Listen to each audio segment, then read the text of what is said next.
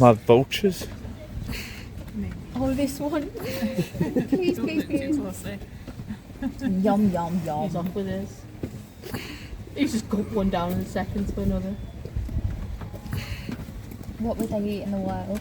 So these guys will live, I've seen groups up to 12 individuals, and that's really how well they do in the wild. So they'll use their sort of pack behaviour as their advantage, hunting things like packers, capybara, which is the world's largest rodent. So really, really big animals. This is Bonita. How big by that? Is that the chunky one? That is the chunky one, yes.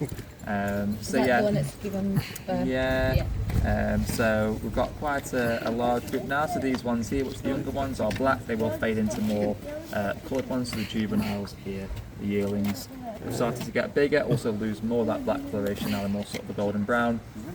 And they will lose that as it goes. Essentially it's camouflage when they're at that young stage, when they're quite vulnerable in the den. That will help to keep them obviously more concealed than being a lovely colour, which Nacho is right over at the back just there. So they'll chase their prey into water sources. There'll be half the group on one side, half on the other, and they'll take down things like packers, agoutis, capybara, even very, very rare reports of them taking down things like tapir, which we've got tapir at the park, which are about 1/4 of a tonne. So these guys are quite ferocious. They are hypercarnivore, which means they only eat meat out in the wild, and they will use other animals' dens or armadillo dens. They'll make use of other animals' burrows as their own burrows. So they'll live in dens, and they'll go to those towards the end of the day. So we've got one here just in front of that pond, and then we've got one at their house at the back over there as well. So they make use of both.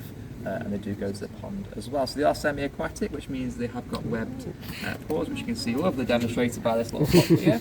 And that obviously will mean life in the water is a little bit easier for them. They get the name of the vinegar dog as well, so they do spray their urine. So if you see a bush dog doing a handstand, that's very normal for them. They spray as high as possible, and it's supposed to smell like vinegar, which I don't personally think it does. The inside of their house definitely does not smell like vinegar. It smells much more gruesome than that. So that's what they'll use to mark their own territory, to sort of say this is their own area.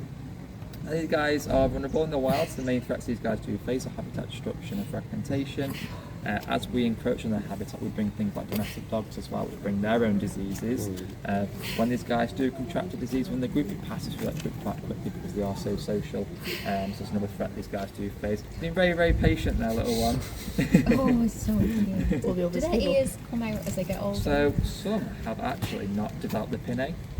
So this one here on the left hand side, the ears are fully functional, been checked by the vets, so absolutely fine. It's not developed this sort of outer pinnae, which Oh, so just developed. Interesting. So yeah, the ears do work and they are fine, and when we do shout them, they do come straight over. So yes, the ears do work, but yes, just missing sort of